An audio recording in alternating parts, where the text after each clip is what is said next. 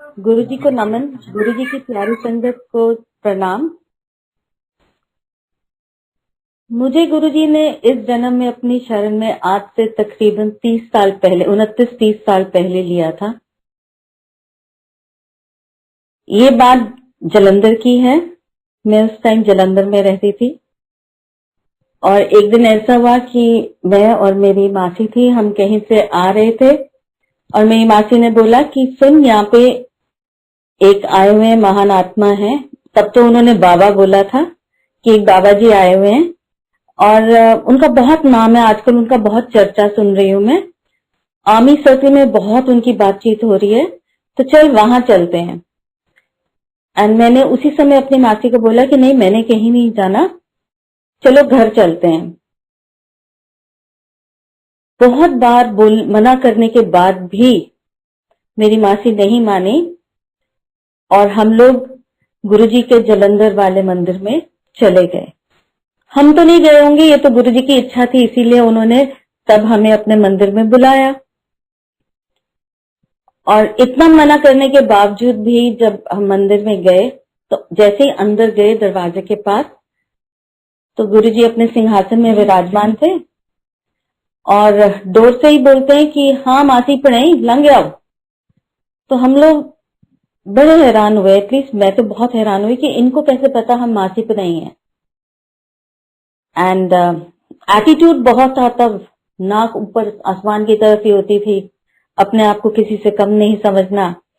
तो मन में ये ख्याल आया कि मैं यहाँ की लोकल हूँ और बहुत लोग मुझे जानते हैं, तो किसी ने इनको कह दिया होगा कि हम मासिक नहीं हैं दोनों। दूसरा सेंटेंस गुरुजी का था भूखा आयो, और तीसरा सेंटेंस था तेरे भरा दा ब्याह नहीं होना इत्थे। मैं आपको बैकग्राउंड बताती हूँ कि मैं और मेरी मासी एक डेथ सेरेमनी के भोग से आ रहे थे और जिनके घर में डेथ हुई थी उस घर में मेरे भाई का रिश्ता हुआ था। मेरे होने वाली, उस टाइम पे होने वाली भाभी के दादी की डेथ हो चुकी थी और हम उनकी भोग से उठ के सीधा गुरुजी के पास आए थे। और गुरुजी तो जानी जहान, उन्होंने उसी समय मेरा पास्ट, प्रेजेंट और फ्यूचर बता दिया, पर हम तो अनजान, हमें कुछ पता नहीं, कुछ समझ नहीं और हम उनकी बात समझे भी नहीं कि उन्होंने ये 3 सेंटेंसेस क्यों बोले। पहला मासी पे नहीं, वो तो हम थी, डेथ सेरेमनी से भी आए थे, भोग खा के आए थे। और तीसरा कि तेरे भरा दा ब्याह नहीं होना इत्थे। एंड जैसे ही गुरुजी ने बोला था वैसे ही हुआ। 10 दिन के बाद मेरे भाई की एक लेटर हमारे को मिली। लेटर भी नहीं थी, 4 पंक्तियां लिखी हुई थी और उसमें सिर्फ इतना लिखा था कि मैं शादी नहीं करना चाहता उस घर में, मैं उस लड़के से शादी नहीं करना चाहता हूँ। और रोके का जो सामान था उसने उस एनवेलप में डाल के हमें भेज दिया। तो ऐसे गुरुजी ने तभी बता दिया था कि वो कौन है, पर हम नासमझ इंसान, हम कुछ समझ नहीं पाए। और जैसे जैसे हम तब गुरुजी के पास गए, उसके बाद आते जाते गुरुजी के पास आने जाने लगे। गुरुजी का ऑरा बहुत स्ट्रांग था, इतनी मैग्नेटिक पर्सनालिटी थी कि हर बार जब हम जालंधर मंदिर वाले एरिया, डिफेंस कॉलोनी से क्रॉस करते तो दिल में आता कि चलो गुरुजी को मत्था टेकते जाते हैं। तब इट वॉज नॉट लाइक कि मत्था टेकने जाना, इट वॉज जैसे कि फ्रेंड को हेलो बोलने जाते ना, कि चल गुरुजी को हेलो बोलते आते, चल गुरुजी के मंदिर होके आते। मैं और मेरी फ्रेंड्स अक्सर ऐसे क्रॉस करते समय, जालंधर कैंट से शहर की तरफ जाते समय या वापस आते समय हम गुरुजी के जालंधर मंदिर में पहुंच जाते थे। हम तो खैर क्या पहुंचते होंगे, ये तो गुरुजी की मर्जी के बगैर हम पहुंच ही नहीं सकते थे वहां पे। वो चाहते होंगे तो हम वहां मंदिर में जाते थे। ऐसे कई बार, मतलब कई बार लगातार 2-2, 3-3 दिन हम लोग गुरुजी के मंदिर जाते थे एंड बहुत अच्छा लगता था, बहुत सुकून मिलता था वहां पे। वहां पे शब्द बानी चल रही होती थी, तो बहुत कम संगत थी, के बार 10, के बार 5, के बार 15 लोग, बहुत कम लोग वहां पे होते थे। एंड वो शांति से दूर दूर बैठ के अपने चुपचाप मेडिटेट करते थे, बानी सुनते थे। या जिसको कोई इश्यूज होते थे वो गुरुजी से बात करते थे। गुरुजी एक परफेक्शनिस्ट थे, एक डिसिप्लिनेरियन थे। उनको सफाई का बहुत पसंद थी उनको सफाई। एंड स्पिक एंड स्पैन उनका मंदिर था। उनका मंदिर का किचन इतना साफ जितना कि एक नया घर या नया किचन बना हो उतना भी नहीं होता। और एक बार जैसे हम जाते थे, मेरे को बहुत अच्छा लगने लग पड़ा, बार बार हम मंदिर जाते थे। तो एक बार ऐसे ही बैठे हुए थे तो गुरुजी कहते उठ इत्थे आ, उंगली से इशारा किया उन्होंने और उठ के उनके पास में गई, के चरणों के पास बैठी तो कहने मेरे पैर को उठ। और मैं उनके पैर दबाने लगी, पर पैर तो मैं दबा रही थी पर मन में और एटीट्यूड में और बॉडी लैंग्वेज में इतना घमंड सा था कि देखा मेरे को बुलाया है पैर दबाने, इस एटीट्यूड से। तब मैं ये नहीं जानती थी कि वो मेरे कर्म काट रहे हैं। उन्होंने मुझे अपनी शरण में इसीलिए लिया है कि उनको पता था मेरे जिंदगी में आगे आने वाले कष्ट कितने हैं, कितना मैं प्रॉब्लम से घिर जाऊंगी, ये गुरुजी ही जानते थे। और किसी ना किसी तरीके से वो मेरे कष्ट कटवा रहे थे। यही नहीं, एक बार उन्होंने मेरे को ये भी बोला कि जा इना ले चाय बना के लेके आ, हाथ से इशारा करके बोला इना ले। अब मैं तो छोटी भी थी उम्र में, बहुत कुछ समझ नहीं थी और कितने लोगों के लिए चाय बनानी नहीं समझ आया। मैंने नाप के 6 ग्लास चाय का पानी रखा कि 6 ग्लास इतने में चाय बन जाएगी, जैसे मेरी मम्मी ने मेरे को सिखाया था। एंड क्योंकि गुरुजी जानते थे कि वो मैं सिर्फ 6 लोगों के बारे में सोच रही हूँ, वो अपने आप 6 ग्लास चाय का पानी 10 ग्लास चाय में बन गया। ये उन्हीं की महिमा है। मैंने तो अभी तक मेरे को याद है नाप के पानी डाला था।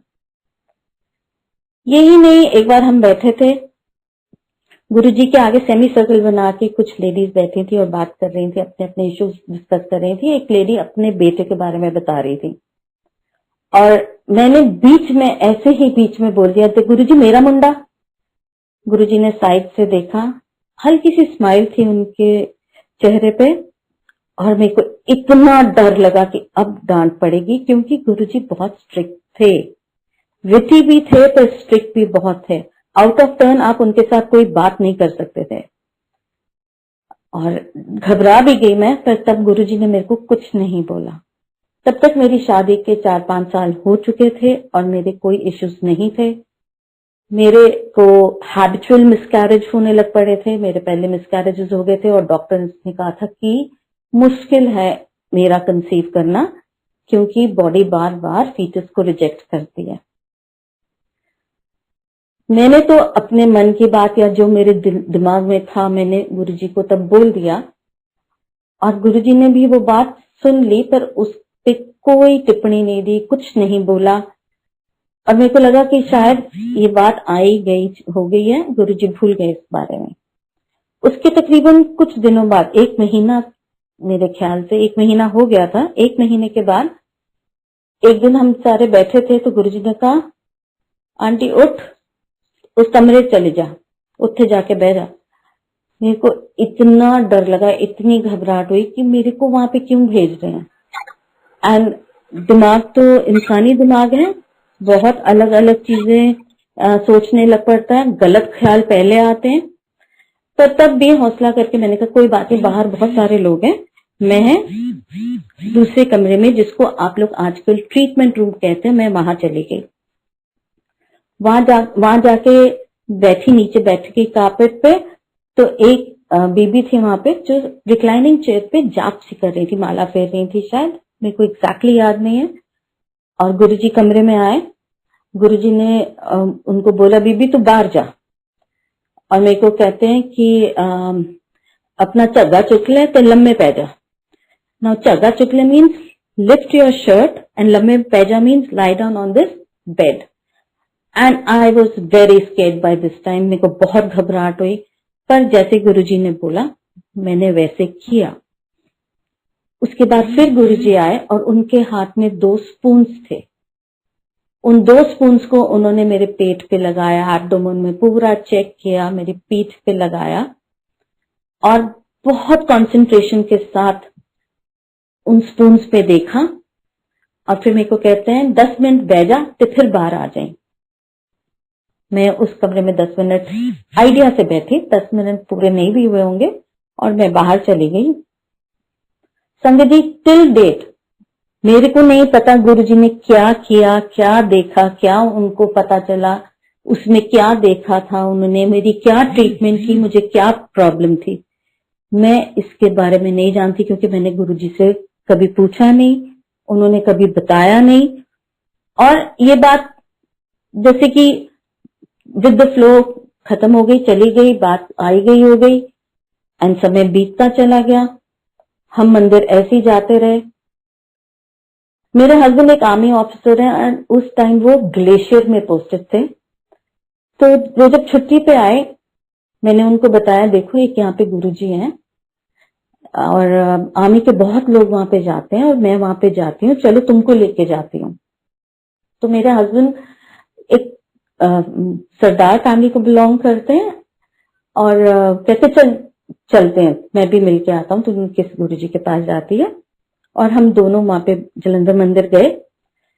जल्दी से मैंने अपने जोड़े उतारे और मैं अंदर चली गई। पहले इनसे पहले जैसे एक बच्चा पहले भाग के जाता है, वैसे ही जैसे कि मैं भी जल्दी कदम बढ़ा के गुरुजी के पास चली गई, मत्था टेक के बैठ गई। और जब मेरे हस्बैंड दरवाजे पे आए, गुरुजी तब भी सिंहासन पे ही बैठे थे, तो कहते हाँ जी मेजर साहब। तो मैंने कहा गुरुजी नहीं, ये तो कैप्टन है गुरुजी, प्रोटोकॉल के हिसाब से जो रैंक होता है, जो डेजिग्नेशन होता है वही बुलाते हैं। इमेजिन मैं गुरुजी को बता रही हूँ, पर तब तो कुछ ऐसा पता नहीं था। हम इनको बहुत एक सेंट समझते थे, एक होली मैन समझते थे। तो मेरे हस्बैंड ने उनको मत्था टेका, वो भी बैठ गए। तो गुरुजी ने मेजर साहब कहा था तो गुरुजी की कही हुई बात तो टल नहीं सकती। ग्लेशियर से 6 महीने बाद जब रेजिमेंट वापस नीचे आई, प्लेन्स में आई, मेरे husband out of turn major बन गए। जो जब आर्मी में जब रेजिमेंट फील्ड से प्लेन्स एरिया में आती है, पीस एरिया में आती है, तो बहुत सारे लोगों की पोस्टिंग्स हो जाती है जो फील्ड एरिया में नहीं जा सकते एंड सारी वैकेंसीज भर जाती हैं। बट ये गुरुजी जानते थे कि कैसे, टर्न भी नहीं थी इनकी और उनको एक नया रैंक मिल गया। शुक्राना गुरुजी, आपकी मेहर थी। वैसे ही समय बीतता गया, गुरुजी जयपुर आए, हमारी पोस्टिंग तब जयपुर में थी। उस टाइम वहां पे ब्रिगेडियर मनमोहन सिंह थे, उनके घर में गुरुजी आए। बहुत सारे लोग जाते थे, हम भी गए, हमने मत्था टेका। गुरुजी को पता था कौन है एंड तब वहां पे गुरुजी ने मुझे ब्लेस किया एंड उनके ब्लेसिंग्स के एग्जैक्ट 3 इयर्स बाद मेरे घर में एक बेबी बॉय ब्लेस्ड हुआ जो आज एक यंग मैन है। तो ये तो गुरुजी की मेहर थी, गुरुजी की हम पे ग्रेस थी। शुक्राना शुक्राना शुक्राना गुरुजी, आपके कारण मैं इस दुनिया में मां बन पाई और दुनिया के साथ खड़ी हो सकी। गुरुजी जब चोले में थे, उनकी ब्लेसिंग्स हमारे साथ थी, जिसको कहते हैं I lived life king size. मुझे कभी किसी चीज की कमी का एहसास नहीं हुआ था।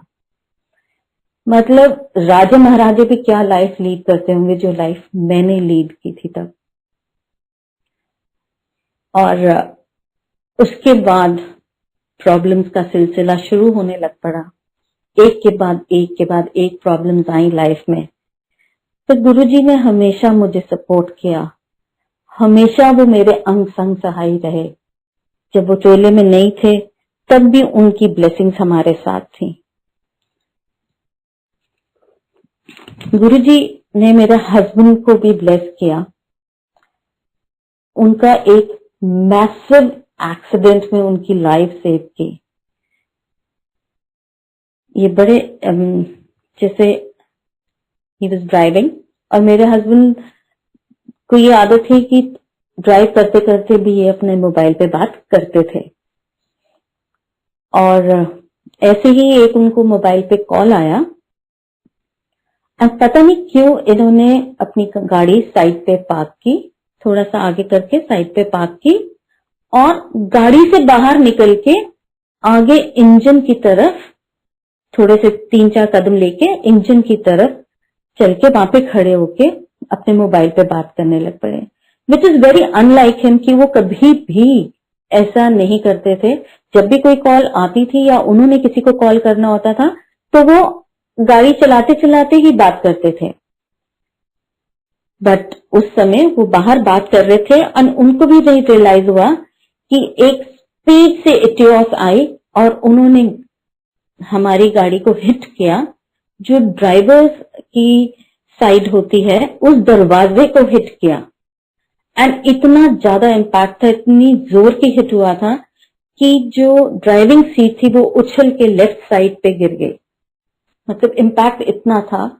और जो ड्राइवर का डोर होता है, ड्राइवर्स की साइड का डोर जो होता है वो बिल्कुल क्रम्पल हो गया था, गुच्चर मुच्चर जिसको कहते हैं, बिल्कुल क्रम्पल हो गया था, क्रश हो गया था। एंड 2 मिनट तो मेरे हस्बैंड को भी नहीं पता चला कि उनके साथ क्या हुआ। एंड उनको लगा कि वो कहीं ऊपर ही नहीं पहुंच गए होंगे, बट थोड़ी देर बाद वो मतलब संभले, he came back to his senses and फिर बाकी पूरी कार्रवाई शुरू की। और जब ये घर आए तो मतलब मैं बेडरूम में थी तो मेरे को बोलते हैं, जैसे भंगड़ा डालते डालते हाथ ऊपर करके कहते हैं, वो बल्ले बल्ले मैं तो आज बच गया। मैंने कहा इनको क्या हो गया, मतलब middle age man behaving like that. तो फिर इन्होंने मेरे को ये पूरी बात बताई कि ऐसे ऐसे मेरे साथ आज हुआ और मैं बच गया, नहीं तो इतना बुरा इम्पैक्ट था कि मैं आज अगर बैठा होता कार के अंदर तो मैं बचना मेरा नामुमकिन था, मेरी लाइफ जाती आज।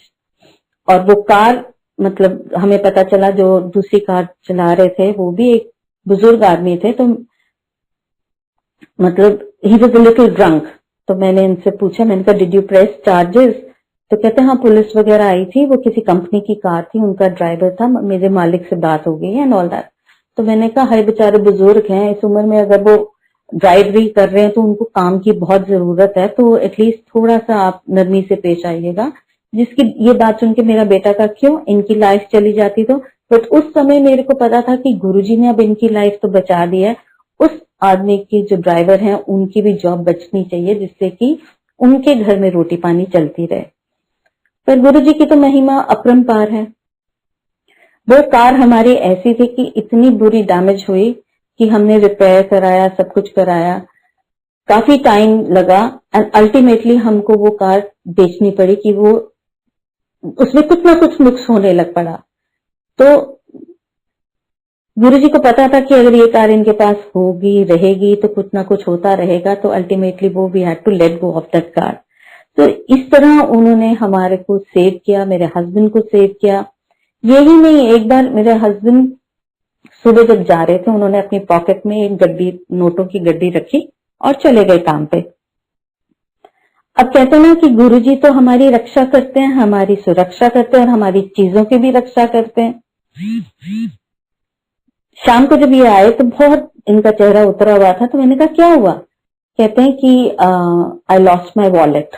मैंने कहा लो जी, पैसे हमारे फौजियों के पास पैसे नहीं होते और जितने थे आज तो इन्होंने ये भी गिरा दिए। तो मैंने पूछा कहाँ पे, कैसे गिरे, किधर तुम थे? तो कहते मैं अपनी कार में नहीं था, मैं अपने फ्रेंड की कार में था, हम लोग इस मार्केट एरिया में उतरे एंड वहां पे भी हमने सब जगह देख लिया तो मेरे को मेरा वॉलेट नहीं मिला। वो मार्केट एरिया हमारे घर के पास था, तो मैंने अपने बेटे को बोला जाओ आप देख के आओ, टॉर्च वगैरह लेके जाओ और चेक करके आओ, शायद मिल जाए। एंड मैंने फिर इनसे पूछा कि आपके वॉलेट में क्या क्या था? तो सारी चीजें बताने के बाद 1 मिनट रुक के कहते हैं और तेरे गुरुजी की स्वरूप, वो छोटा वाला स्वरूप जो तूने मेरे को दिया था वो भी मेरे वॉलेट में था। तो जैसे ही उन्होंने मेरे को कहा कि गुरुजी का स्वरूप था तो मैंने कहा आपको आपका वॉलेट मिल जाएगा, नॉट टू वरी। ये रात के 11 बजे हमारी बात हो रही है एंड नेक्स्ट डे मॉर्निंग एक कॉल आ रही है इनको, बार बार इनके मोबाइल पे कॉल आ रही है एंड आई सेड किसकी कॉल है, व्हाई आरंट यू रिसीविंग? तो कहते पता नहीं है, नंबर रजिस्टर्ड नहीं है मेरे कॉन्टैक्ट लिस्ट में। एंड ऐसा कह के ये वॉशरूम गए and then he comes back and hurriedly started getting ready. तो मैं कहा इतनी जल्दी तैयार होकर कहाँ जा रहे हो? कहते हैं ये देख, मेरे को ना व्हाट्सएप पे मेरे वॉलेट में जो जो मेरा आई कार्ड, मेरा ड्राइविंग लाइसेंस और मेरे क्रेडिट कार्ड, इनकी पिक्चर्स आ रही हैं। तो ये इंसान ने मेरे को कहा है कि मार्केट एरिया में ही आके आप मेरे को मिलो, तो मैं अपना वॉलेट लेने जा रहा हूँ। जय गुरु जी। गुरु जी ने फिर मेहर की।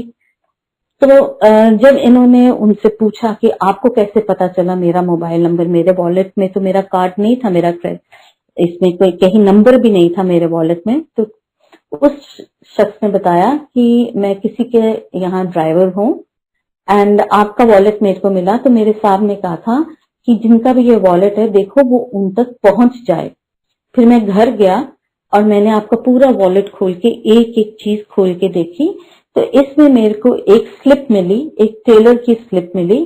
तो मैंने उस टेलर के नंबर पे कॉल किया, तो रात का समय था, तो उन्होंने कहा हाँ एक ये सरदार जी हैं, मेरे पास आते हैं ट्राउजर्स के लिए, मैं इनके ट्राउजर सिलता हूँ और कहते हैं इनका नंबर भी मेरे पास है, पर अभी तो मैं दुकान बंद करके घर में आ गया हूँ, आप सुबह मैं जब जाऊंगा सुबह आपको कॉल करके बताऊंगा। तो उन टेलर ने इन ड्राइवर साहब को मेरे हस्बैंड का नंबर दिया, जिसके थ्रू इनको इनका वॉलेट मिला। ऐसे ही अनेक सिलसिले चलते रहे ब्लेसिंग्स के। मेरे बेटे की आंख में एक बार बहुत दर्द था, उसकी आईज वो ब्लड रेड, बिल्कुल लाल आंखें।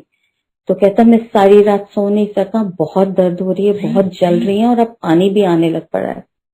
स्पेशली एक आंख तो बहुत ज्यादा लाल थी। तो मैंने कहा कि तुमने मतलब कोई मेडिसिन डाली, ठंडे पानी के छींटे दिए? तो कहता मैं सब करके रखा। मैं कहा तुम्हें को रात को क्यों नहीं उठाया? कहता आप सो रहे थे तो मैंने आपको डिस्टर्ब करना ठीक नहीं समझा, पर अब मेरे से टॉलरेट नहीं हो रहा। मैं गुरुजी के दरबार में आई और मैंने मत्था टेका गुरुजी को, और गुरुजी के मंदिर का थोड़ा सा जल प्रसाद मेरे पास था। तो मैंने वो जल प्रसाद लिया और एक एक बूंद इसकी आंखों में डाला और इसको बोला तो आंख बंद करके मंत्र जाप लगा दिया मैंने मोबाइल पे। मैंने कहा तो आंख बंद करके लेटा रहे। फिर 2 मिनट बाद जो आंख बहुत रेड थी उसमें एक एक बूंद और डाला और मैंने कहा अब आप वेट करो, मेरे को बताना आपको कैसे फील हो रहा है। पर जैसे ही मैंने जल प्रसाद डाला था, जिस आंख में जलन हो रही थी, जो आंख बहुत लाल थी, कहता मम्मी आपने मिर्ची डाल दी है मेरी आंख में, इतना जलने लग पड़ा है। और दूसरी आंख में इसको कोई ऐसी सेंसेशन नहीं थी, नॉर्मल था। पर 5 या 10 मिनट हुए होंगे मुश्किल से, ये मेरे पास उठ के आया और वो आंख वॉज 50% बेटर। वो रेडनेस चली गई थी, वाइट हो गई थी आंख फिर से वापस, जलन भी नहीं हो रही थी। तो इस तरह गुरुजी ने वो मेडिसिन फॉर्म में अपना जल प्रसाद दिया मेरे बेटे को, उसकी आंख ठीक की। तो गुरुजी की तो इस तरह बहुत बहुत बहुत मेहर रही है। हर एक चीज में, हर एक डिसीजन में गुरुजी हमारे साथ हैं। मेरे को अभी भी याद है कि जब जिस घर में आजकल हम रह रहे हैं, पहले तो ये घर ही हमको गुरुजी ने दिया, क्योंकि जो जो चीजें हमें चाहिए थी, जैसे मैं चाहती थी कि मेरी फ्रेंड्स के जो सा एरिया सर्कल है उसके उसी एरिया में मेरे को घर मिले और एक छोटा सा जरूर कमरा हो जिसको मैं गुरुजी का दरबार बना सकूं। मेरा बेटा चाहता था मॉडर्न हाउस हो, उसका फेवरेट मार्केट एरिया है उसके पास हो। मेरे हस्बैंड कहते थे मेट्रो स्टेशन भी पास होना चाहिए, कभी इमरजेंसी हो सकती है। तो ऐसे बहुत सारे 5-6 इश्यूज थे हमारे जो हमको चाहिए थे कि एक घर में ये चीजें होनी चाहिए। एंड जो जो हमने बोला था, जैसे जैसे बोला था, गुरुजी ने हमें एग्जैक्टली वैसा ही घर दिया, घर दिलवाया। और यही घर उन्होंने मेरे को मेरे सपने में भी दिखाया था एक बार। तो मैं समझ नहीं पाई थी और मैं तब मैंने बोला था कि पता नहीं किसका घर मेरे को दिखाया है, मैं क्या घर देख रही हूँ, पर घर बहुत सुंदर लगा मेरे को। गुरुजी ने वो विजन पहले ही दिखा दी थी कि ये वाला घर है। तो इसलिए गुरुजी का घर दिलवाने का, हमारी पसंदीदा घर का भी शुक्राना। और इसी घर में जब हम शिफ्ट हुए तो मैंने एक बार ऐसे कहा कि गुरुजी आपने बहुत ब्लेसिंग्स दी हैं, आपने बहुत ब्लेस किया है, क्या ये वाला घर भी ब्लेस्ड है? आप हमारे को ब्लेस कर रहे हो इस घर में। मेरी नादानी थी, मेरी बेवकूफी थी कि मैं ऐसे कुछ प्रश्न पूछ रही थी गुरुजी से, पर आखिरकार मैं इंसान हूँ और मेरे मन में जो था, मेरे दिल में जो था, मैंने गुरुजी से पूछ लिया। और गुरुजी तो एक एक बात सुनते हैं और एक एक बात का जवाब भी देते हैं, चाहे वो बात दूसरे दिन की ग्रेस में उसका आंसर हो या किसी संगत के जवाब में की बातों में उसका जवाब हो, पर जवाब जरूर देते हैं। और इसी तरह से इस घर का भी फिर मैंने जब उनको पूछा, गुरुजी आप इस घर को भी ब्लेस कर रहे हो, इस घर को भी ब्लेस किया। तो उन दिनों गर्मी के दिन थे और यहाँ पे मेन लाइन डाल रहे थे इलेक्ट्रिक वायर्स की, एंड बहुत इलेक्ट्रिक कट्स होते थे, बहुत ज्यादा कट्स होते थे। एंड ऐसे ही एक दिन एक रात को लाइट गई और नहीं आई, हम लोग बहुत डिस्टर्ब थे, ऑलमोस्ट सारी रात हो गई थी, लाइट नहीं आई। और सुबह 5-6 बजे के करीब मेरी आंख लगी, मैं सोने गई। अपने हस्बैंड को मैंने पहले भी कहा बहुत कट्स लग रहे हैं, कुछ करो, जनरेटर रखो या कुछ करो, बट ये अपने पेस पे काम कर रहे थे, अपने पेस पे काम करते हैं। ना हमारे घर में तब इन्वर्टर लगा था, ना जनरेटर हमने लिया था, कुछ भी नहीं था, and we were totally dependent on the electric supply from the government side. और अब रात को आई थिंक 1:30-2 बजे लाइट गई, सुबह सारी रात नहीं आई, तब मेरी आंख लग गई एंड आई थिंक 7 बजे होंगे या कुछ वो टाइम होगा। मेरा बेटा मेरे पास आया, मम्मी सुनो, आओ इधर 1 मिनट आप। तो मैंने कहा क्या है, मेरे को आप सोने भी नहीं दे रहे, डिस्टर्ब कर रहे हो। बट एनीवेज मैं उठ के आई और गुरुजी के दरबार में आई, तो मेरे को कहता है ये देखो गुरुजी का ना पंखा चल रहा है, लाइट तो है नहीं पूरे घर में, पर गुरुजी के कमरे का पंखा चल रहा है। तो मैं आधी नींद में थी, मैंने ऊपर देखा और मैंने बोलते बोलते वो स्विच ऑफ किया मैंने, और मैं बोल रही थी उसको, मैंने कहा ये शायद ना लिफ्ट के कनेक्शन से कनेक्टेड है, इसीलिए इसमें लाइट है, और हमारा घर तो डिफरेंट कनेक्शन से होगा, तो हमारे घर में लाइट नहीं है और इस कमरे में लाइट है। और मैंने वो स्विच ऑफ कर दिया जो गुरुजी के फैन वाला स्विच था। तो मैंने कहा देख अब फिर चलेगा, मैं तेरे को दिखाती हूँ। और मैंने उसको ऑन किया तो फैन नहीं चला, फिर मैंने उसको ऑफ किया, फिर ऑन किया, फैन नहीं चला, और पहले चल रहा था। तो मैं और इतना देख के भी मेरे को रियलाइज नहीं हुआ क्या हो रहा है, क्या हमारे साथ हुआ है। मैं सोने चली गई, मैं कहा तुम बार बार मेरे को डिस्टर्ब कर रहे हो, मैं सोने जा रही हूँ। 1 घंटे के बाद मैं उठ के तैयार थी, होके फ्रेश होके गुरुजी की मत्था टेकने आई। तब एकदम से ऐसी थॉट लगा, गुरुजी ने मेरे को बोला कि मैनू गर्मी च बिठा छड्या सी। तब मेरे को स्ट्रक हुआ कि अरे ये तो गुरुजी की ब्लेसिंग्स थी, वो मतलब लाइट के बगैर भी हमारे अगर घर का पंखा चल रहा है तो ये तो उनकी ब्लेसिंग्स थी, इसीलिए चल रहा है। बट रियलाइज नहीं हुआ, जब वो चीज हो जाती है तब बाद में एज अ रिफ्लेक्शन रियलाइज होता है कि अरे ये तो गुरुजी की महिमा थी, उनकी कृपा थी, इसलिए ऐसा हो रहा था। तो हर एक चीज में गुरुजी ने हमें बताया कि वो हमारे साथ हैं। चाहे मैं उनको बोलूं गुरुजी मेरे को अमृत वेले पे उठा दो, गुरुजी ने लगातार मेरे को ऑटोमेटिकली 3 बजे मेरी नींद खुलवा देते थे, खुल जाती थी। और ये सिलसिला काफी दिन चला, जब एक बार मैंने कहा गुरुजी ये मेरा जिंदगी भर का काम है, जिंदगी भर मैं इस तरह सवेरे उठांगी। तब अमृत वेले की महिमा का इतना नहीं पता था, और उसके बाद मेरी आंख कभी नहीं खुली 3 बजे। तो मतलब उनको जिस चीज की अरदास करो वो चीज वो पूरी करते हैं, पर अपने समय में। देर हो सकती है पर ऐसा नहीं है कि आपकी अरदास कबूल ना हो। ऐसे ही एक सत्संग, छोटा सा सत्संग है, बहुत प्यारा सा सत्संग है कि गुरुजी हमारी एक एक बात सुनते हैं। और ये मेरे को तब रियलाइज हुआ कि जब एक दिन मैं और मेरी बहुत क्लोज फ्रेंड है, हम फोन पे बातें कर रहे थे, और मेरी फ्रेंड ने कहा कि देख मेरी एनिवर्सरी आ रही है, हम बच्चों को लेके मॉल जाएंगे, तू भी चलना, एंड बस वहीं थोड़े से बच्चे अपना एंजॉय करेंगे, हम अपनी थोड़ी शॉपिंग करेंगे और खा पी के डिनर वापस आ जाएंगे। तो मैंने कहा तेरे को पता है मेरे हस्बैंड को पसंद नहीं है कि मैं रात को ऐसे बाहर जाऊं, तो आई डोंट थिंक ये हमारा प्रोग्राम बन पाएगा। या तो ऐसा हो कि गुरुजी उनको कहीं भेज दें, तब मैं तेरे साथ जा सकती हूँ, नहीं तो वो उनको अच्छा नहीं लगेगा कि मैं ऐसे रात को चली गई हूँ। हमने ये बात कही, और उसके बाद रात को जब मेरे हस्बैंड घर आए अपने काम से, तो मेरे को कहते हैं कि शायद मेरे को श्रीलंका जाना पड़े। मैं तो बड़ी खुश, मैंने कहा ये तो गुरुजी ने अपना खेल शुरू कर दिया इसका मतलब।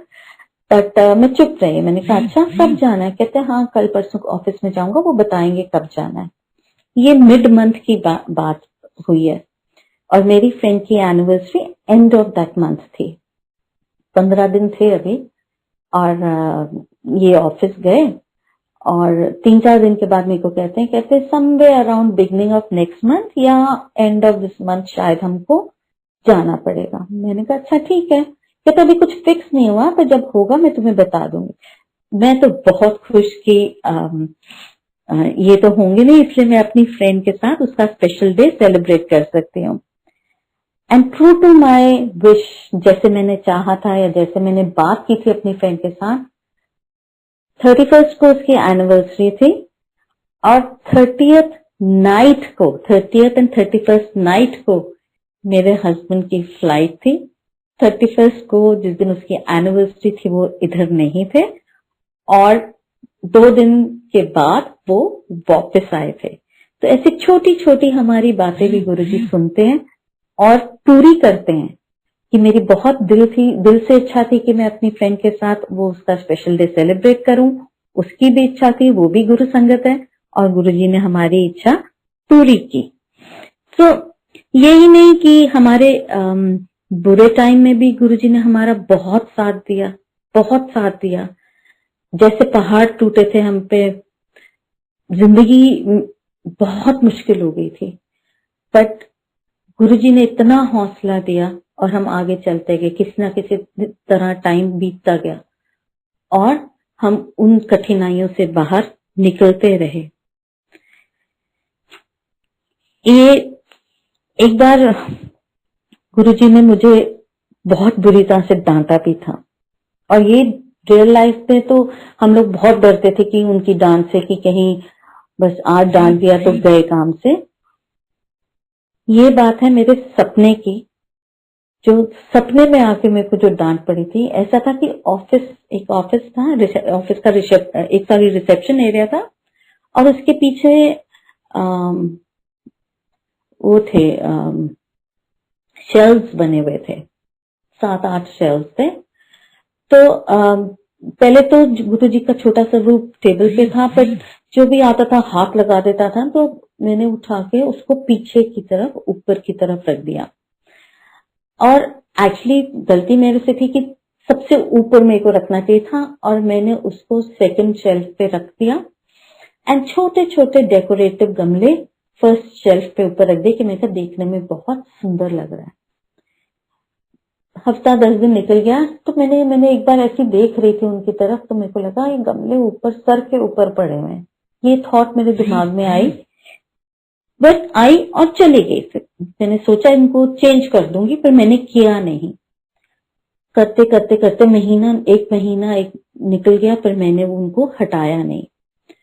एक दिन सुबह आई थिंक 4 या 5 बजे का टाइम था और मैं गहरी नींद में सो रही थी, पर मेरे को डिस्टिंक्टली याद है एक जोर से कड़कती हुई आवाज में मेरे को उन्होंने बोला, ए मेरे सर तुम बोझा ला।